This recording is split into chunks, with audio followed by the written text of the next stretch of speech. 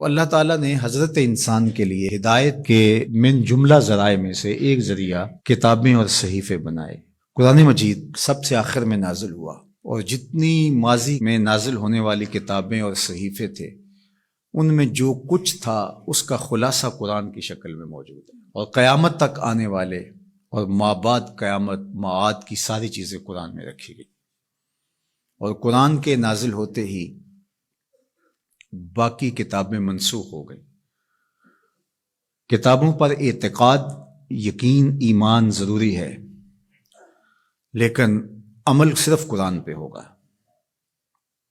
یتیمے کے نا کردہ قرآن درست، کتب خانائی چند ملت بشست۔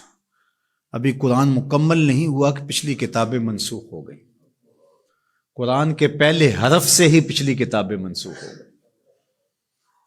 تاروں سے کہو اب کوچ کریں، خورشید منور آتا ہے۔ تو ہمارا پچھلی کتابوں پر ایمان لانا ضروریات دین سے ہے، لیکن عمل قرآن پہ ہوگا۔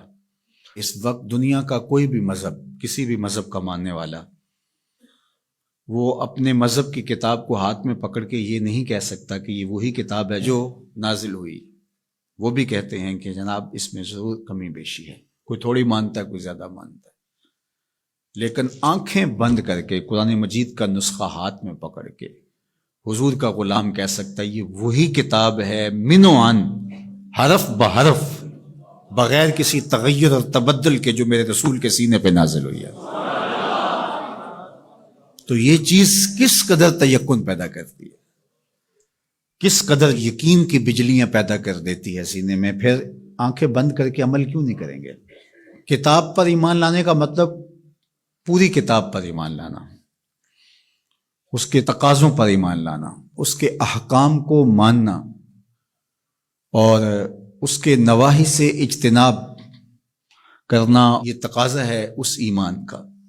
تو یہ نہیں کہ جو چیز سمجھ میں آئے، پسندیدہ ہو، نفس پر شاک نہ ہو، نفس کو مرغوب ہو، محبوب ہو، اس پر تو عمل بھی ہو، اس پر بات بھی ہو، اور جو چیز نفس پر شاک ہو تو اس کو جو ہے وہ چھوڑ دیا جائے۔ تو یہ ایمان کا مفہوم نہیں ہے۔ ایمان کا مفہوم یہ ہے کہ پوری کتاب پہ ایمان لایا جائے۔ اور جبریل امین حضور کے قلب اطہر پر القاء کیا ہے قرآن کو، حضور کی زبان پہ نہیں اترا، حضور کے دل پہ اترا ہے۔ بلکہ جب حضور کے قلب اطہر پر قرآن اترتا تو آقا کریم جلدی جلدی اس کو زبان پہ لاتے، تو آواز آئی لا تحرک بہی لسانک لتعجل بہی۔ اللہ اکبر، محبوب جلدی نہ کیجئے، جس رب نے قلب میں اتارا ہے وہ زبان پر بھی لے آئے گا۔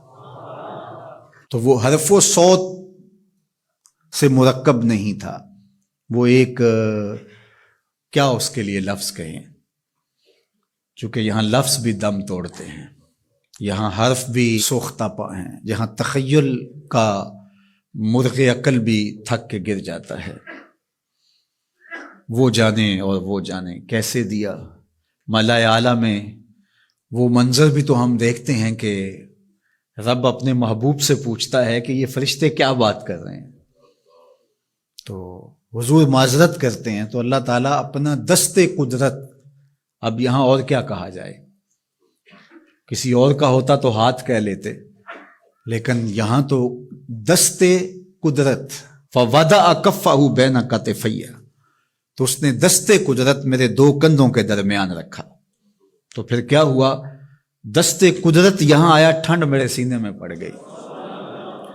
اللہ اکبر، فعلمت ما فی السماوات والارض، تو پھر کوئی کائنات کی چیز رہی نہ جو میرے سینے میں ڈال نہ دی گئی ہو۔ تو یہ ایک اور کیفیت ہے، اس کو آپ اس تدریس سے، یہ جو پھٹی کے ایک طرف استاد ہوتا ہے اور دوسری طرف شاگرد ہوتا ہے، درمیان میں نصاب پڑا ہوتا ہے، ایک یہ ہے، یہ طریق ہے، یہ بھی درست ہے، اس کا انکار نہیں ہے، لیکن یہ کیفیت اور ہے۔ ابسط ردا کا یا ابا ہریرہ، ابو ہریرہ کہا حضور مسئلہ بہت ہے، بہت کچھ سنتا ہوں، پتہ نہیں جاتا کہاں ہے، کہا چادر بچھاؤ۔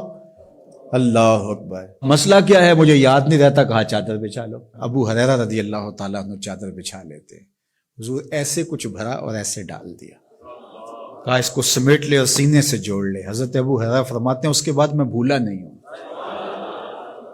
تو وہ کیا ڈالا تھا جو ایسے ڈالا تھا؟